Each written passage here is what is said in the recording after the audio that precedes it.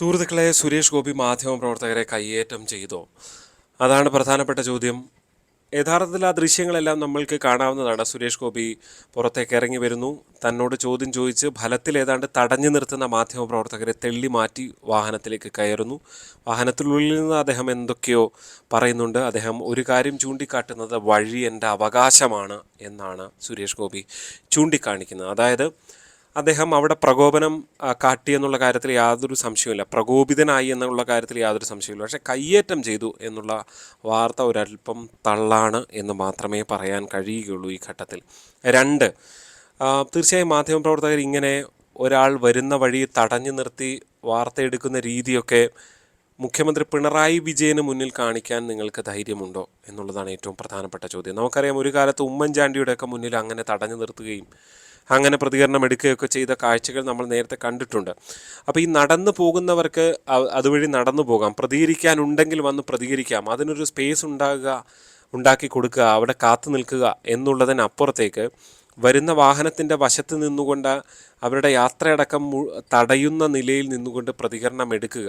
അവർക്ക് ഒരു തവണ പ്രതികരിച്ചു, രണ്ടാം തവണ വീണ്ടും. ഇപ്പോൾ ഒരു ദിവസം തന്നെ മണിക്കൂറുകളുടെ വ്യത്യാസത്തിലാണ് രണ്ടാം പ്രതികരണം എടുക്കാൻ ചെല്ലുന്നത്. അങ്ങനെ എടുക്കാൻ ചെല്ലുമ്പോൾ അതിനനുസരിച്ച് പ്രതികരിക്കാൻ അദ്ദേഹം തയ്യാറാകേണ്ടതുണ്ടോ എന്നുള്ളതാണ് ഏറ്റവും പ്രധാനപ്പെട്ട ചോദ്യം. സുരേഷ് ഗോപി പറഞ്ഞ ഒരു പ്രധാനപ്പെട്ട കാര്യം വഴി എൻ്റെ അവകാശമാണ് എന്നുള്ള കാര്യം കൂടിയാണ് അദ്ദേഹം ചൂണ്ടിക്കാണിക്കുക. തീർച്ചയായും അക്കാര്യത്തിൽ സുരേഷ് ഗോപിയെ ഫലത്തിൽ ഏതെങ്കിലും തരത്തിൽ ആ വിഷയത്തിൽ കുറ്റപ്പെടുത്താൻ കഴിയില്ല എന്ന് തന്നെ പറയേണ്ടി വരും. ഇപ്പോൾ സുരേഷ് ഗോപി രാജിവെക്കണം എന്നൊക്കെ പറഞ്ഞുകൊണ്ട് മാപ്പ് പറയണം എന്നൊക്കെ പറഞ്ഞുകൊണ്ട് കുറേ ആളുകൾ രംഗത്ത് വന്നിട്ടുണ്ട്. പക്ഷേ അതിലൊന്നും കാര്യപ്പെട്ട ഒരു കാര്യമുണ്ട് എന്ന് കരുതാൻ വയ്യ. അതേസമയം തന്നെ സുരേഷ് ഗോപി രാവിലെ സംസാരിച്ചതിൽ ചില കാര്യങ്ങൾ ശരിയും ചില കാര്യങ്ങൾ തെറ്റുമാണ് എന്ന് തന്നെ തുറന്ന് പറയേണ്ടി വരും. അതായത് ഒന്ന്, അദ്ദേഹം ചൂണ്ടിക്കാണിച്ചത് ശരി കാര്യങ്ങളെക്കുറിച്ച് ആദ്യം പറയാം. അദ്ദേഹം പറഞ്ഞത് തീർച്ചയായും ഇത് കോടതിയാണ്, ആരോപണങ്ങളാണ് ഇത് ഉയർന്നു വരുന്നത്. അതുകൊണ്ട് തന്നെ കോടതി തീരുമാനിക്കട്ടെ. നിങ്ങൾ തമ്മിൽ തല്ലിച്ച് ചോര കുടിക്കുകയാണ്, അത് സുരേഷ് ഗോപിയുടെ ആരോപണമാണ്. പക്ഷേ അതിനപ്പുറത്തേക്ക് ഇത്തരം ആരോപണങ്ങളിലെല്ലാം സുരേഷ് ഗോപി മറുപടി പറയുകയോ അല്ലെങ്കിൽ ഇപ്പോൾ മോഹൻലാൽ മറുപടി പറയണം, പൃഥ്വിരാജ് മറുപടി പറയണം എന്നുള്ളതല്ല. ഫലത്തിൽ അതിൽ സംഭവിക്കേണ്ടത് അവരുടെ ഒരു പ്രതികരണം പ്രതീക്ഷിക്കാം, പ്രതികരിക്കുന്നെങ്കിൽ പ്രതികരിക്കട്ടെ. അതിനപ്പുറത്തേക്ക് സർക്കാരാണ് നടപടിയെടുക്കേണ്ടത്. അന്വേഷണം നടക്കേണ്ടത് കോടതിയിൽ, പോലീസാണ്, കോടതിയാണ് വിധി നടക്കേണ്ടത്, വിധി തീരുമാനിക്കേണ്ടത് എന്നാണ് അദ്ദേഹം ഫലത്തിൽ സംഭവിക്കുന്നത്. അദ്ദേഹം പറഞ്ഞത് തന്നെയാണ്.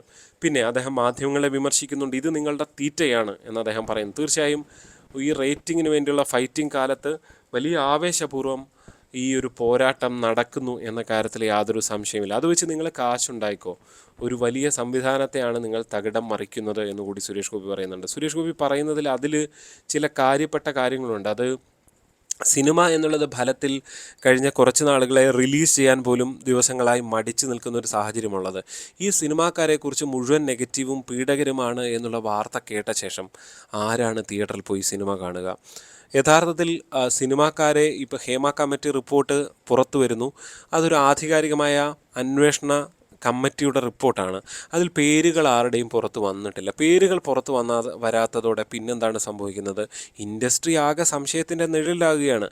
ഇപ്പോൾ സുരേഷ് ഗോപിക്കെതിരെ ഇതുവരെ ആരുടെയും ആരോപണം ഉയർന്നു വന്നിട്ടില്ല. സുരേഷ് ഗോപി ഫലത്തിൽ സുരേഷ് ഗോപിയും സംശയത്തിൻ്റെ നിഴലിലാവില്ലേ? അങ്ങനെ സുരേഷ് ഗോപിയുടെ ഉദാഹരണമല്ല, ഇനി ആരും സംശയത്തിൻ്റെ നിഴലിലാകില്ലേ എന്നുള്ളതാണ്. മമ്മൂട്ടിയോ മോഹൻലാലോ ആര് വേണമെങ്കിൽ സംശയത്തിൻ്റെ നിഴലിലാകാം എന്നുള്ളൊരു ഖേദകരമായ സാഹചര്യം നിലനിൽക്കുന്നുണ്ട്. അതുകൊണ്ട് തന്നെ നിങ്ങളൊരു സംവിധാനത്തെ ആകെ താറുമാറാക്കുന്നു എന്ന സുരേഷ് ഗോപിയുടെ പ്രസ്താവന ശരിയാണ്. കാരണം ഈ ഇൻഡസ്ട്രി ഫലത്തിൽ തകരുന്ന നിലയിലേക്ക് എത്തും. കാരണം ഈ സാധാരണ മനുഷ്യരും ഈ സിനിമാക്കാരും തമ്മിലൊരു വൈകാരികമായ ഒരു സ്നേഹവും അടുപ്പവും ഒക്കെയുണ്ട്.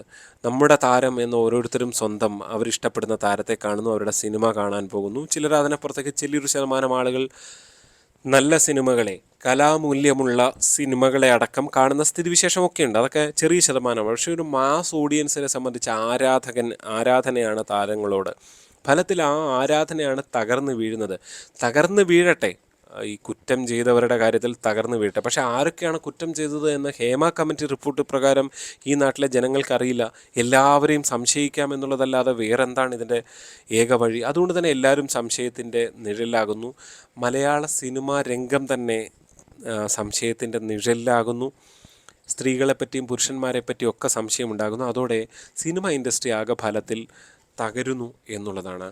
തീർച്ചയായും സുരേഷ് ഗോപിയെ പോലെ ഒരു നടൻ്റെ ഒരു പരിധിവരെയുള്ള രോഷപ്രകടനത്തിൽ അത് പ്രധാനപ്പെട്ടതാണ് എന്ന കാര്യത്തിൽ യാതൊരു സംശയമില്ല. ഇപ്പോൾ എന്താ പറയുക, അമ്മയുടെ കമ്മിറ്റി അടക്കം പിരിച്ചുവിടുന്നൊരു നിലയിലേക്ക് കാര്യങ്ങൾ എത്തിയിട്ടുണ്ടല്ലോ. അതായത് നിരന്തരം മാധ്യമങ്ങൾ ആരുടെയെങ്കിലും പേര് പറയുന്നു, അവർക്കെതിരെ അക്രമം നടത്തുക, അവർക്കെതിരെ അതിശക്തമായ വാർത്ത നൽകുകയൊക്കെ ചെയ്യുന്നത് ശരിയാണ്. പക്ഷേ ഒരു സെൻസേഷണലിസത്തിൻ്റെ കാലത്ത് വല്ലാതെ ആക്രമിക്കപ്പെടുന്നുണ്ട് പലരും എന്നുള്ളതാണ്. ഇവരുടെ എല്ലാം വീടുകളിൽ കുടുംബങ്ങളുണ്ട്. ഇപ്പോൾ എത്ര എത്ര ഭാര്യമാർ മറ്റു പലരെയും സംശയിക്കുന്നുണ്ടാകും.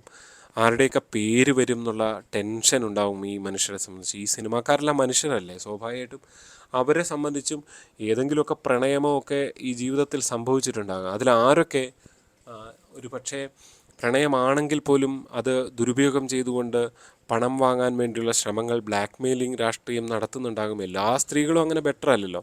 ഇപ്പോൾ ആരോപണം ഉന്നയിച്ച ഏതെങ്കിലും സ്ത്രീകൾ മോശമാണെന്ന് പറയുകയില്ല, പക്ഷേ പറയുന്ന എല്ലാവരും ശരിയാണ് എന്ന് നമുക്ക് കരുതാൻ കഴിയുമോ? ഏറ്റവും കുറഞ്ഞത് എത്രയോ വർഷങ്ങൾക്ക് മുൻപുള്ള സംഭവങ്ങളെക്കുറിച്ചാണ് ഇപ്പോൾ ആരോപണം ഉന്നയിക്കുന്നത് എന്നുള്ളതാണ്. ശരിയാണ്, വർഷങ്ങൾക്ക് ശേഷം ഉന്നയിച്ചാലും മതി. പക്ഷേ ഈ കേസ് എന്ത് സംഭവിക്കും? കേസ് ഒന്നും സംഭവിക്കില്ല എന്നുള്ളതല്ലേ ഫലത്തിലുള്ള യാഥാർത്ഥ്യം. അതിൻ്റെ മുകളിലല്ലേ ഈ കാണുന്ന മുഴുവൻ അഭ്യാസങ്ങളും പ്രകടനങ്ങളും നടക്കുന്നത് എന്നുള്ളതാണ്. ഏതെങ്കിലും തരത്തിൽ ജനങ്ങളെ, അതായത് ഈ ജനങ്ങളെ ഈ ഒരു വിഷയത്തിൽ ഇങ്ങനെ ഭയപ്പെടുത്തിയതുകൊണ്ട് ഏതെങ്കിലും കേസ് തെളിയിക്കപ്പെടുമെന്ന് കരുതാൻ വയ്യ. കാരണം സിനിമ ഷൂട്ടിംഗ് ലൊക്കേഷനുകളിലൊക്കെ ഇത്തരം പരസ്പരം ഏതാണ്ട് എല്ലാവരും ഒരു ഹോട്ടലുകളിൽ താമസിക്കുന്നു, പരസ്പരം ഡിസ്കഷൻസ് വേണ്ടി റൂമിലേക്ക് ഇന്ന് നാളെയൊക്കെ വിളിക്കും. അതിനൊന്നും ഒരു വ്യവസ്ഥയും വെള്ളിയാഴ്ച ഉണ്ടായിരുന്നില്ല. ആരും അങ്ങനെ വന്ന് പരാതി പറയുകയും ചെയ്തിരുന്നില്ല. ഫലത്തിൽ അതുകൊണ്ട് തന്നെ ഇത്രയധികം സ്ത്രീകൾ പലപ്പോഴും പീഡിപ്പിക്കപ്പെടുന്ന സ്ഥിതിയിലേക്ക് കാര്യങ്ങളെത്തി എന്നുള്ള കാര്യത്തിൽ യാതൊരു സംശയമില്ല. പിന്നെ ഒരു കാര്യം കൂടി പറയാം. സുരേഷ് ഗോപി ഇപ്പോൾ പലരും പ്രതികരിക്കാതെ മാറി നിൽക്കുകയാണ് മലയാള സിനിമയിൽ.